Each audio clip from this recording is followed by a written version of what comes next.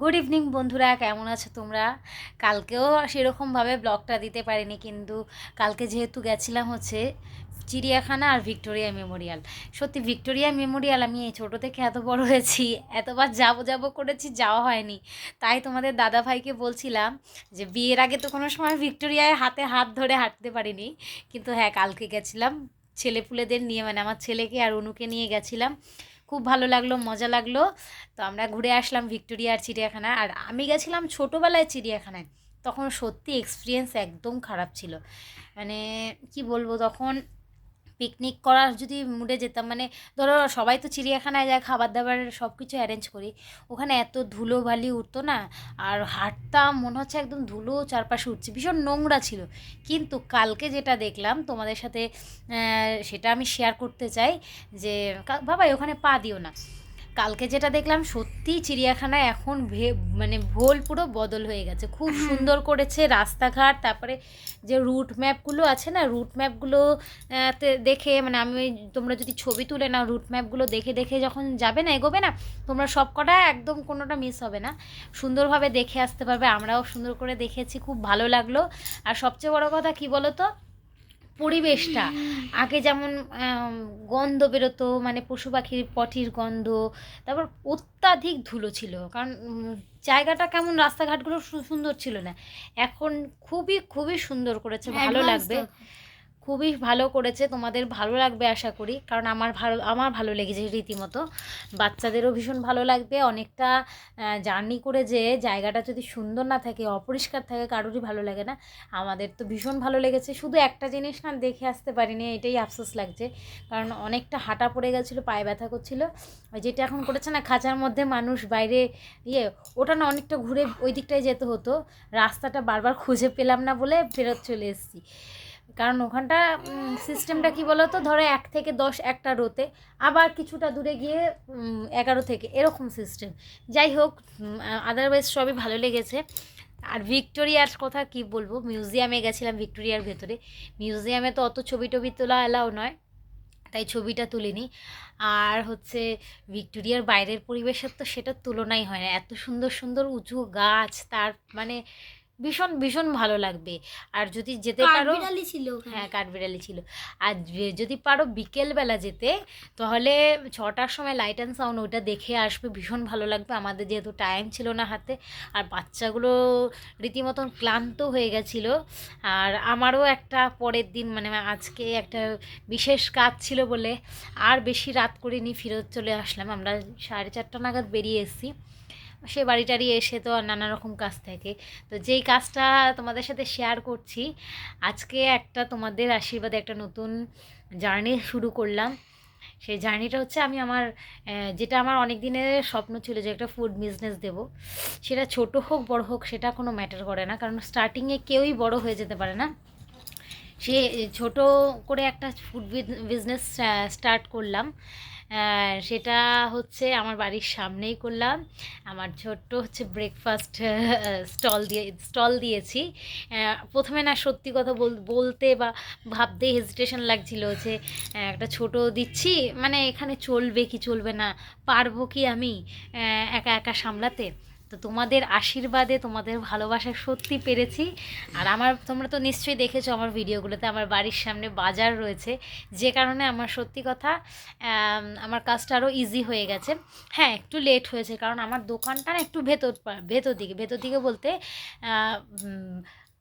Main road থেকে আমার বাড়িটা হচ্ছে সেকেন্ড প্লটে পড়ে। তো সেকেন্ড প্লটে আমি আমার বাড়ির সামনেই দিয়েছি, কারণ রাস্তায় উঠে দেওয়ার মতন এখন পরিস্থিতি নেই, কারণ যে এই জায়গাটায় দেবো ভাবছিলাম সেই জায়গাটায় স্ল্যাব বসানো নেই। তো ওখানে দিয়েছি, একটু লেটে হলেও আমার আজকে বিজনেসটা যে স্টার্ট করেছি, ভীষণ মন থেকে ভালো লাগছে সত্যি, কারণ নিজে কিছু হাতে করার মতন না শান্তি আর কিছুতে নেই। ভীষণ ভালো লাগছে, একটু হলেও তো স্বস্তি পাচ্ছি, সত্যি কথা যেটা। তো আমার ছেলে তো রীতিমতন আমাকে ভয় ধরিয়ে দিয়েছিল, যে মা তুমি পারবে তো। কিন্তু না, আমার ছেলে আবার এটাও বলেছে, মা তুমি সত্যি চেষ্টা করো, পারবে। মানে ও বলছিল যে তোমাকে কতক্ষণ বাইরে থাকতে হবে, আমি তোমাকে ছেড়ে থাকতে পারবো তো। সেই ক্ষেত্রে আমার ছেলে আমার সাথে ভীষণ কোঅপারেট করেছে। এই দেখো এখন শুয়ে রয়েছে। আর ও, মাম্মামের হাতের রান্না কেমন হয়েছে? তুমি তো এমনিই খাও। খুব সুন্দর, আমি 3বার খেয়েছি। ও খেয়েছে, আর সবাই মোটামুটি ভালো বলেছে, এটাই ভালো লাগলো। আর সবচেয়ে ভালো কথা বলে নি তোমাদের, আমার রোশন, আমি যেহেতু বাইরে গেছি, আমার রোশন তো পাগল পাগল হয়ে যাচ্ছিলো। তোমাদের দাদাভাই ভেতরে ছিল, হেল্প করছিল, কারণ ওইটুকু দোকানে দুজন গিয়ে হাঙ্গামা করার কোনো প্রয়োজন নেই। তো যাই হোক, দাদাভাই ভেতরে ছিল, এই জলটা দেওয়া বা সিলিন্ডার এগিয়ে দেওয়া এইসব কাজগুলো আমাকে অনেক হেল্প করেছে। আমিও করেছি। হ্যাঁ, ও করেছে। তো রোশন কি করেছে, তোমাদের দাদাভাইয়ের হাত দুটো পায়ের মানে তোমাদের দাদাভাইয়ের পায়ের মধ্যে ওর হাত দুটো দিয়ে মানে রিকোয়েস্ট করছে রীতিমতন, মা কোথায় গেল, ওকে একটু যেন নিয়ে যায়। ও রসু, রসু দেখাচ্ছি, সেই যে আমি গেছি, সে যতক্ষণ না তোমাদের দাদাভাই ওকে নিয়ে গেছে, ও দাদাভাইকে শান্তিতে বসতে দেয়নি। আর রোশান, কি করছিস? এই দেখ কেছে, এই যে মিয়াও মিয়াও, এখন ঘুমাচ্ছে। রসু, রসু, এই যে খাবি, এই নে নে রসগোল্লা খাবি। রসগোল্লা। ও এখন বিয়ে ঘরে ঘুমাচ্ছে, আর আমার চোখ মুখ দেখিয়ে তো বলছো। তা আজকে ভেবেছিলাম তোমাদের সাথে চিড়িয়াখানার ভিডিওটা শেয়ার করব, কিন্তু আর কি বললো তো, এই 1:30টার সময় ঘরে ঢুকলাম, বাড়ি রান্নাবান্না থাকে, আদার্স কাজকর্ম থাকে, ব্যাস 3:30 পৌনে 4 আমার ঘুম পাচ্ছে, সকালবেলা উঠেছি 3:30 পৌনে 4 উঠলাম, উঠে নিয়ে এই খেয়ে উঠলাম, সরি 3:30 পৌনে 4 খেয়ে উঠলাম। তা এখন যে একটু শোবো সেটার উপায় নেই, কারণ এই যে আমার যে বদমাশ আছে, বলছে এতক্ষণ তো তুমি বাইরে ছিলে, আমাকে তো সময়ই দাওনি, এখন একটা টাইম দাও। সেটাও হকের কথা, ভুল কথা না। তাই এটার সাথে এখন সিরিয়াল দেখবো। ও এখন সিরিয়াল দেখবে, চিন্তা করো। তো এখন ওর সাথে একটু টাইম পাস করি, করে কিছুক্ষণ একটু শুতে হবে, নাহলে না পারছি না, কারণ এটা তো যা হোক একদিনের জার্নি নয়, এটা অনেক দিন আমার জার্নিটা করতে হবে, অনেক দিনই করতে হবে, সারা জীবন। হ্যাঁ, যতদিন আমি মানে পারবো, পারবে। যতদিন আমার সুযোগটা পাবো করব।